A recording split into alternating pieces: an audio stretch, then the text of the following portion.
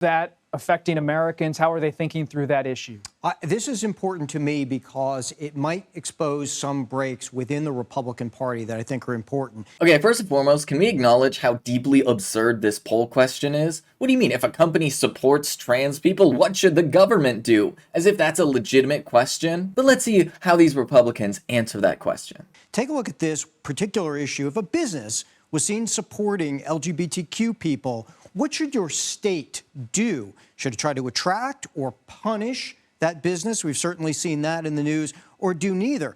And I point to this. You get this 2/3 of Republicans who take what you might say is a more traditional conservative view, saying do neither, right? Hands off, don't get involved in business either way. But then take a look at, if you follow up and break that out by MAGA Republicans, those who see themselves as part of the MAGA movement, that number does jump up to almost 4 in 10 who would want their state government to then punish that business. So maybe a little difference there between that traditional conservative and maybe that more movement-oriented difference in the views of role of government among MAGA Republicans. That, I think, is something to keep an eye on as we talk about these so-called culture war issues. Okay, so there's two things on this front. First and foremost, the idea of the traditional conservative view being neutral towards businesses in terms of whether or not they support queer folks, I think is fundamentally dishonest. We all know that fundamentally at the root of conservatism in the United States today is this white supremacist mythology that very much is against queer people. But if you look at the poll numbers on this, it's really interesting because in all of these cases, a majority of people are saying do nothing. The government shouldn't really be punishing businesses just for supporting queer folks because, and I know this is really wild, what the companies really want is money. They want queer folks to buy all of their things. And anybody with even a tiny bit of sense in their brain understands that. But if you look at the split between the MAGA Republicans and the traditional Republicans, you see something really interesting, which is a very significant portion of people who would call themselves MAGA Republicans fundamentally think that the government should be punishing businesses for supporting queer folks. And that speaks to the amount of unhinged conspiracy theories that these people fundamentally believe. I mean, there are unironically people like this out there that think that drag shows are a bigger threat in society than guns. Which do you think are more dangerous, drag shows or guns to children? Drag shows. Drag shows. How many people do you think have been killed at a drag show? I don't know, but the long-term effects are detrimental. How many people do you think die every year from guns? I have no idea. 48,000. 48,000?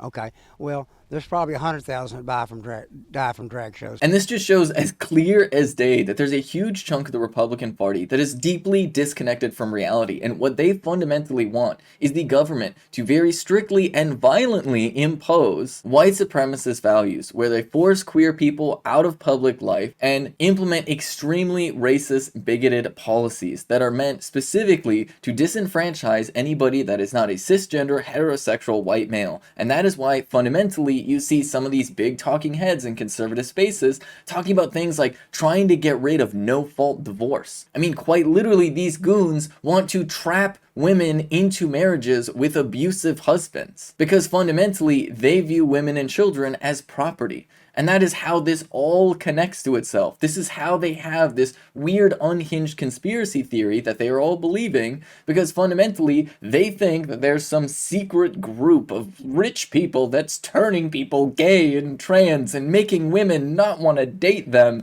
And that's why they have to vote for Donald Trump in the next election, because he's going to make sure that their children don't turn gay and that their wives don't leave them. Not realizing that believing that type of thing, that maybe perhaps all of their bigotry, maybe their belief that women should be treated as property has something to do with why so many of their wives are leaving them. I don't know. Fundamentally, if you look at these types of conservatives, especially if you look at the ones that have hyper-focused on transphobia, one thing that you will note very, very clearly is a lot of them are very alienated from their own families because of their bigotry. And they are salty and they are angry that their relationships have been undermined by their bigoted beliefs beliefs and by their consumption into these conspiracy theories, which means that the only real community they have is the community of unhinged people on the internet who are willing to support whatever deranged things that they're saying. And so, of course, those types of people are more willing to accept the idea that state governments should be stepping in anytime there's like a rainbow at Walmart or something like that. And the fact that these people have so much power within the Republican Party, despite being a minority, is something that is incredibly dangerous for society, because it fundamentally means that our politics is being driven by an incredibly unpopular base of people who are increasingly disconnected from reality.